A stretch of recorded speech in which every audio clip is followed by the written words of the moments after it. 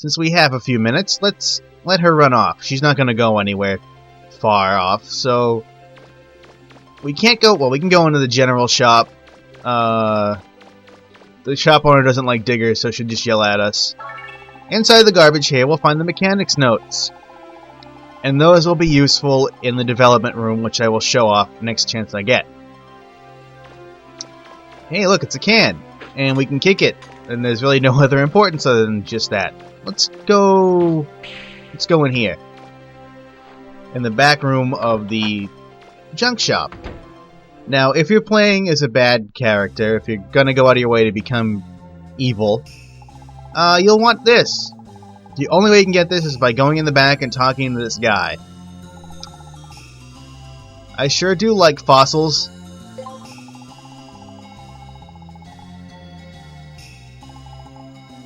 And the best part is he doesn't even charge us for it. A Reaverbot Claw. Now I'll just say this now since I'm not going to actually sell that thing off. If you play the Dark Path, you can find a shady guy later on in the game, and you can sell him the Reaverbot Claw for 50,000 Zenny. Let's go in the bar. It looks kind of like a post office more than a bar, but alright. Is Maria here? There she is. Hey Maria. Is it now? Oh, I guess that's all she says. I've never actually talked to her before.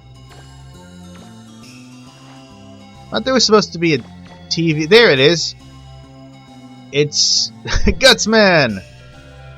And some really, really choppy animation. Still, I guess it's better than that Mega Man cartoon we had. Then it just loops forever. Little Easter egg. There, I went out of my way to show you at least one. Alright, let's get back to business. Let's go back into the junk shop the proper way. Because now that we've learned about Joe, or went in the shop the first time, now we can actually buy stuff.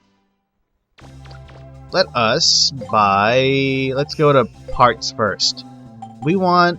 Oh, I'll get the normal armor later because it costs a lot. We want the Power Razor.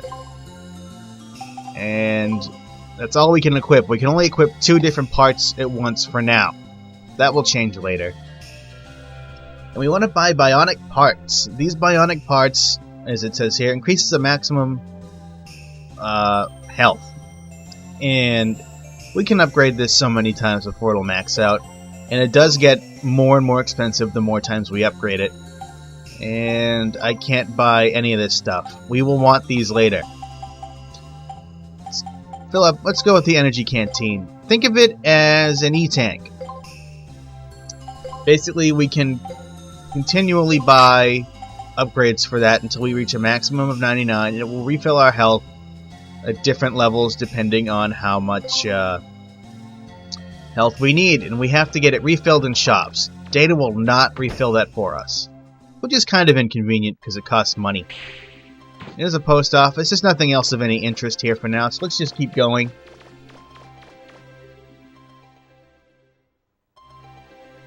Alright, let's go off to the left, because the big R on the building wasn't a dead giveaway. Roll is over here.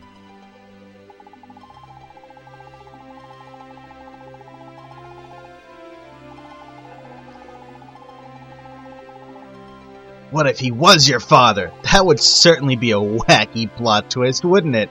Haha, but that would never happen.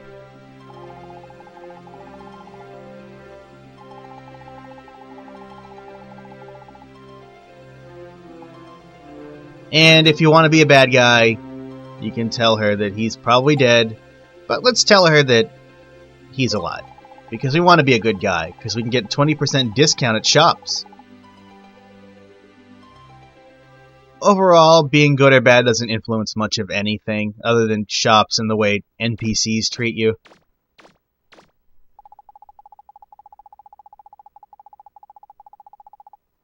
How come it's bright yellow?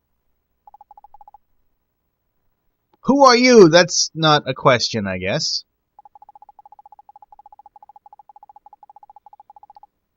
Uh-oh. I guess Joe didn't listen to the shopkeeper's warning.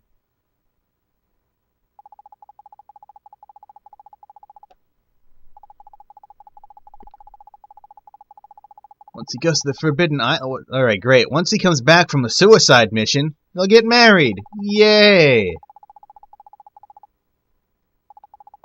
Casket is Roll and Barrel's last name. And obviously Mega Man has a different last name because he's not related. And I guess Roll and Mega Man are kinda lovey-dovey-ish. I don't know. It's kinda weird. They're better off as brother and sister, quite honestly, I think. But even then, they obviously were robots. In this, they're all human.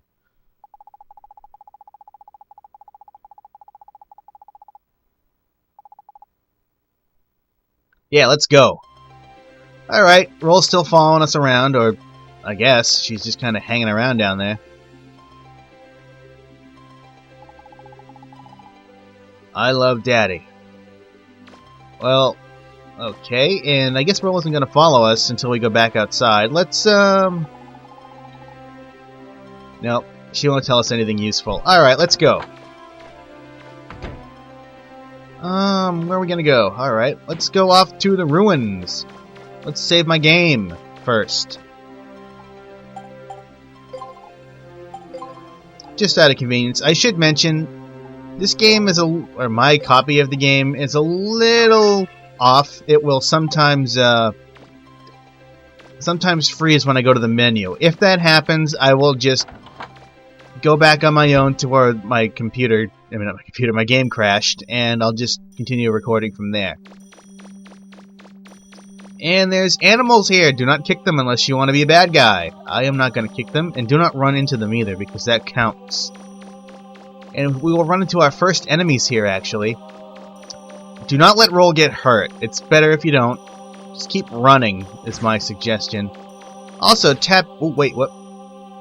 We want to go back. I almost forgot to equip my new Power Razor. That will help us out a bit. And if you don't want to shoot Roll either, because that also influences stuff. Now, when you're firing in this game, if you rapidly push up on the D-pad, it actually increases your rate of fire, which is very helpful early on. This is also where you can grab Roll. Don't do it unless you really want to see a hilarious death. I am not going to get myself killed. And those Reaver bots, they're targeting Roll. Go inside. Oh, crap, I shot her. I didn't mean to. Oh, that's bad. Oh well, that was kind of unavoidable, but you won't have to do that later, and I can fix it. So for now, let's just follow Roll.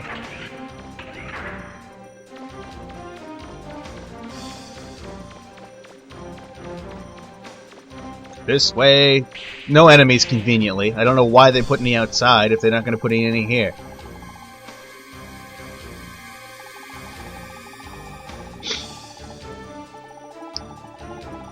Notice all the ruins are kind of high-tech.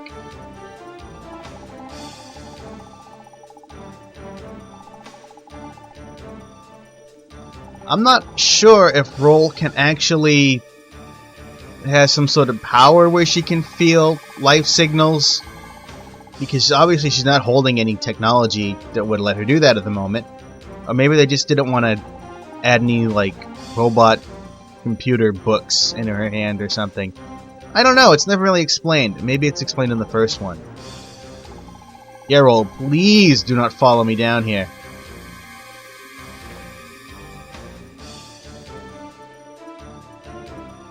Alright, guys. Let's continue with the game. Actually, we want to go back outside. Roll will not follow us around up here now. If we leave, she'll go back outside with us. We don't want that to happen. Let's go this way first. There are some hidden goodies around here that we want. And enemies. And all these different colored things that these Reaver bots are dropping, they are refractors, which are instantly converted into Zenny when we pick them up. Almost every enemy drops them. I think there are a couple that might not. They also drop little blue diamond-shaped ones, which refill our special weapon energy, and red squares that refill our health. Certain enemies will drop them. It just seems like some enemies just don't drop anything. Now, I played on normal, so they're not going to drop a lot of money, but if I do the digger tests, which I have specifically chosen to play on normal so I can show you those tests, I'll be able to upgrade the level of, the amount of Zenny these things drop, but it also increases the difficulty of the game, which is a fair trade, I'd say. It doesn't really get that much harder. We're not playing on very hard. Also notice we have a map up in the left corner, which we won't in most of the ruins we go into. And we found the broken model gun. We'll bring that to the thing room, the development room. Wow, I can't remember anything. Let's go to my map and see where we are.